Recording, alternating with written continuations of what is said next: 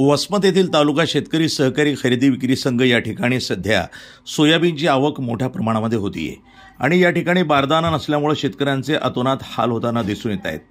बारदाना नसल्या कारणाने शेतकऱ्यांना एक ना दोन दिवस थांबावं लागतंय। वाहनाच्या रांगाच्या रांगा तिथं लागल्याचं दृश्य दिसून येतंय। शासनानं लवकरात लवकर बारदाना उपलब्ध करून द्यावा असं यावेळी शेतकरी बोलताना म्हणाले। खरेदी विक्री संघाचे खरेदी प्रमुख सागर इंगोले, खरेदी विक्री संघाचे व्यवस्थापक ग्रेडर लक्ष्मण यादव, सभापती तानाजीराव बोखारे, उपसभापती डॉक्टर नागोराव जामुतवतकर, खरेदी कारकून BS भोसले आदी आहेत। आतापर्यंत खरेदी 9,700 क्विंटल झाली आहे।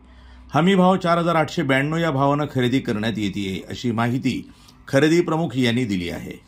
शासनानं लवकरात लवकर आपल्या शेतकऱ्यासाठी बारदाना सेंटरला पाठवा। बारदाण्यामुळे शेतकऱ्याला खूप मोठ्या प्रमाणात अडचण निर्माण होत आहे आणि गाड्या 2-2 दिवस थांबून ठेवण्यात येते। त्यामुळे लवकरात लवकर बारदाना पाठवून द्यावा।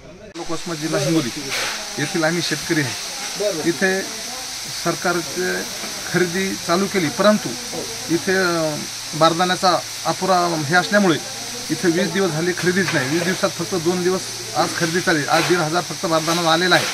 या 1,500 बारदाण्यामध्ये किती शेतकरी होईल? त्याच्यामुळे सरकारने बारदाना हा त्वरित देऊन 12 तारखेला बंद करायचे म्हणाले। ते 12 तारखेला बंद केल्याच्या नंतर काय खरेदी होईल शेतकऱ्याची?